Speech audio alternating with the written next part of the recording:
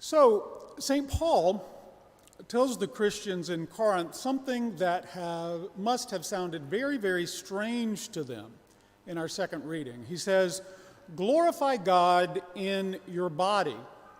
Now, Corinth was a rich cosmopolitan and an important Greek city when Paul wrote this particular letter. And according to the worldview of the Greeks, there was a huge separation between the body and the soul. The soul was considered unimportant. It was just a thing to be used, a thing to be, kind of not even thought of. The important thing was the soul. They taught that the human mind and spirit was important. That's the only thing that really mattered. Ancient Greek philosophers expressed this with a vivid image. They considered the body to be a prison containing and limiting the soul. The soul was trapped in the body like a ghost inside of a machine. As a result of this negative view of the body, the Greeks tended to be extremely lax when it came to sexual morality. Since the body doesn't really matter, they reasoned, then what we do with our body doesn't really matter either. We can just do whatever we please. Sounds familiar a bit, doesn't it? St. Paul is turning that viewpoint around 180 degrees. He tells them that sexual morality, and again, the word that's used in the Greek for immorality throughout this passage refers specifically to sexual immorality, does matter. He tells them that we can't achieve meaning and happiness if we just do whatever we feel like with our bodies, as if we were animals or insects living only for instinct and pleasure. He tells them that when Christ saved us, he saved the whole human person, body and soul. Ever since baptism, our bodies have been members of Christ, and our faith has made us one spirit with him. In other words, we can't separate our bodies and our souls because they go together. And everything we choose to do either brings both body and soul closer to God or further from God. It was strange for the Corinthians to hear Paul telling them that they should glorify God in their bodies by staying pure of sexual immorality. And in a sense, it's also strange for us because the world around us has revived in a big way the ancient pagan view of the human body. Many of the most common prominent sins of our society flow directly from the mistaken idea that the body doesn't really have a spiritual meaning. It's not really part of our deepest self, of who we are. Take, for example, the culture that many describe as a hookup culture. It's so rampant on college campuses and among young professionals. According to this mentality, whenever you feel attracted to someone, you should feel free to do whatever you like with them. But this treats human sexuality like a toy or a game that you play just to have a good time. It becomes a recreational sport, so to speak. It forgets that our sexuality is actually God's gift, and it has a sacred meaning. When two people come together in that way, their souls are necessarily involved, not just their bodies. That's why when St. Paul was writing the lines we just listened to, he also wrote, "Do you not know that anyone who joins himself to a prostitute becomes one body with her?" You can't become one body with someone and not have your soul involved, because our bodies and our souls are intertwined. Just think about how you feel when you get sick. It's not only your body that's bothered, it's your whole person. This is also the reason behind Christ's teaching on divorce and remarriage, another sin that's rampant in our culture. When a man and wife come together in marriage, they don't just make a business contract for the exchange of goods. They give themselves to each other, creating a unique bond between their entire lives, body and soul. The church describes it as a consortium of the whole of life. This is the marriage bond. And once this bond is truly formed, it can only be broken by death, just as the life of a child, the natural fruit of the marriage bond, continues until death. The sin of pornography is another example. one of today's most lucrative industries, is another way that our culture shows its pagan view of the relationship between body and soul. Pornography treats human beings as if they were only bodies, only objects to be consumed and enjoyed. But you can't treat a human being like a thing without damaging your own soul and their soul, because we aren't things, we're people. Our bodies and our spirits are linked because that's how God designed it. Another sin against the good of the body and the soul is artificial contraception. It's another symptom of the paganism in today's culture. Part of the meaning of human sexuality is the expression of love, the good of the spouses. But another part, and a very important part, is the giving of new life. These two meanings go together as naturally as pleasure and nutrition go together to eating. That's why the eating disorder, called bulimia, is unnatural and damaging. It separates the natural pleasure of eating from its natural result of taking in nutrients and calories, treating digestion like some sort of sickness or malfunction to be avoided. Artificial contraception is a disorder just like that. It treats fertility like an unwanted disease that's inconveniently attached to sexual expression. But when we do that, we end up denying the spiritual meaning of human sexuality, creating a false division between the soul and the body. This is one of the reasons why divorce rates are so much higher among couples that use artificial contraception.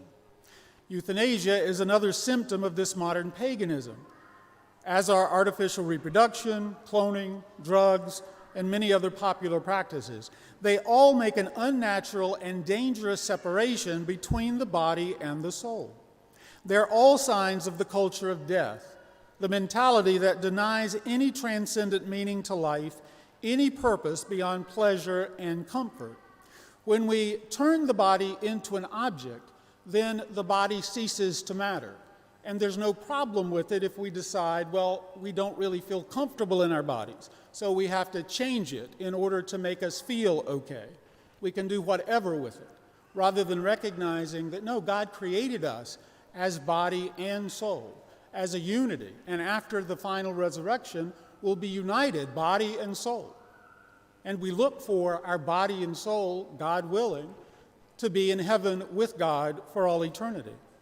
These examples show how our modern culture has become pagan in its negative view of the human body. But St. Paul is reminding us today, just as he reminded the Corinthians so long ago, that Christ has freed us from all of that. Christ has taken on our human nature, body and soul. He suffered, he died, he rose again, body and soul.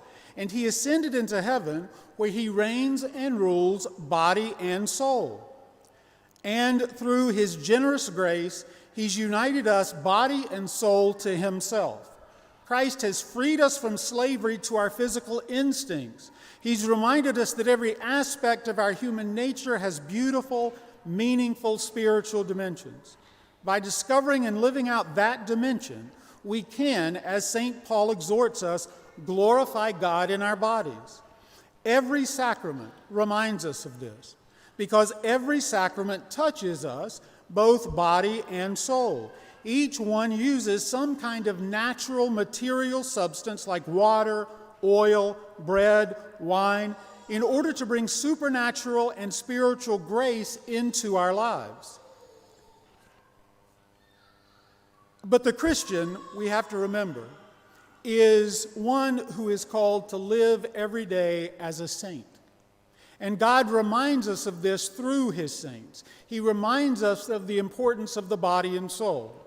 About, however many years ago, back in around 2008, and some of you might remember this, the body of St. Padre Pio, one of Italy's most popular saints, was exhumed and put in a glass coffin so that pilgrims could honor him on the 40th anniversary of his death.